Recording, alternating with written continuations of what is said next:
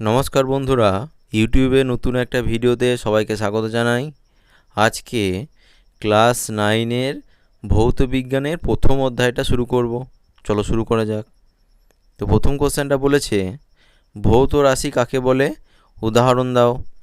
উত্তর, যেসব প্রাকৃতিক বিষয়কে প্রত্যক্ষ বা পরোক্ষভাবে পরিমাপ করা যায় ও যাদের মাধ্যমে পদার্থবিজ্ঞানের সূত্রগুলিকে প্রকাশ করা যায় তাদের ভৌত রাশি বলা হয়।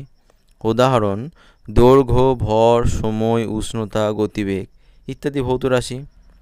পরের কোশ্চেনটা বলেছে, ভৌত রাশি কয় প্রকার ও কী কী?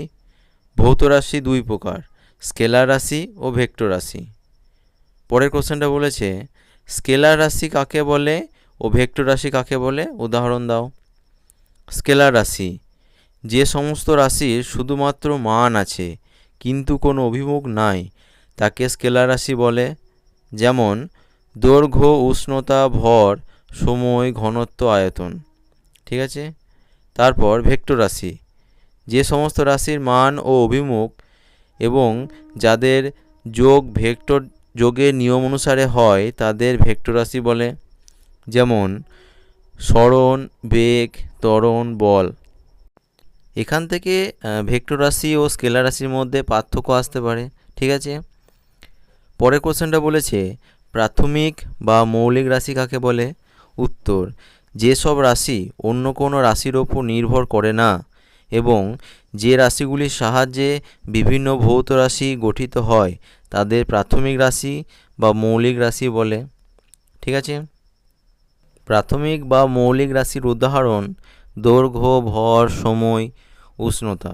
ঠিক আছে। এগুলির সাহায্যে বিভিন্ন ভৌত রাশি গঠিত হয়। পরের কোশ্চেনটা বলেছে, লব্ধ রাশি কাকে বলে? যেসব রাশি এক বা একাধিক মৌলিক রাশির সমবায়ে গঠিত তাদের লব্ধ রাশি বলে। যেমন ক্ষেত্রফল, আয়তন, ঘনত্ব, বেগ ইত্যাদি। ঠিক আছে। এখন বেগ সমান কি? সরণ বাই সময়। আমরা জানি সরণ ও সময় কি? প্রাথমিক রাশি। তাহলে এই দুটি প্রাথমিক রাশির সাহায্যে বেগ গঠিত হচ্ছে, অর্থাৎ বেগ হচ্ছে লব্ধ রাশি। ঠিক একইভাবে বাকিগুলো হবে। ঠিক আছে। পরের কোশ্চেনটা বলেছে, একক কাকে বলে? কোনো ভৌত রাশির নির্দিষ্ট ও সুবিধাজনক প্রমাণ পরিমাপ যার সাহায্যে ওই ভৌত রাশির পরিমাপকে সুবিধাজনকভাবে প্রকাশ করা হয় তাকে ওই রাশির একক বলে। যেমন দৈর্ঘ্যের একক মিটার, ভরের একক কিলোগ্রাম বা গ্রাম ইত্যাদি। পরের কোশ্চেনটা বলেছে, এককের প্রয়োজনীয়তা কী? উত্তর, একক ছাড়া কোনো ভৌত রাশির পরিমাপ সম্ভব নয়। ভৌত রাশিকে প্রকাশ করা হয় সংখ্যামান ও এককের সাহায্যে। একক দ্বারা কোনো ভৌত রাশির স্বতন্ত্রতা বজায় থাকে।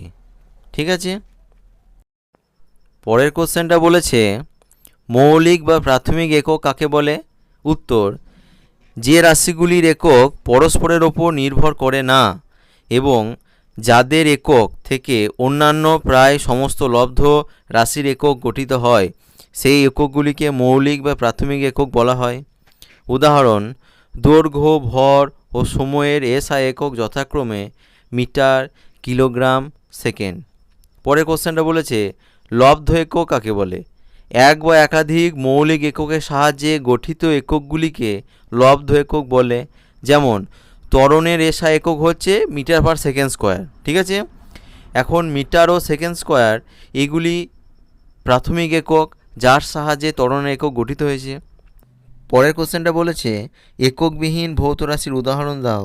উত্তর, পারমাণবিক ভর, আণবিক ভর, পদার্থের আপেক্ষিক গুরুত্ব, যন্ত্রের কর্মদক্ষতা ইত্যাদি হচ্ছে এককবিহীন ভৌত রাশি। ভিডিওটি ভালো লেগে থাকলে চ্যানেলটি অবশ্যই সাবস্ক্রাইব করবে।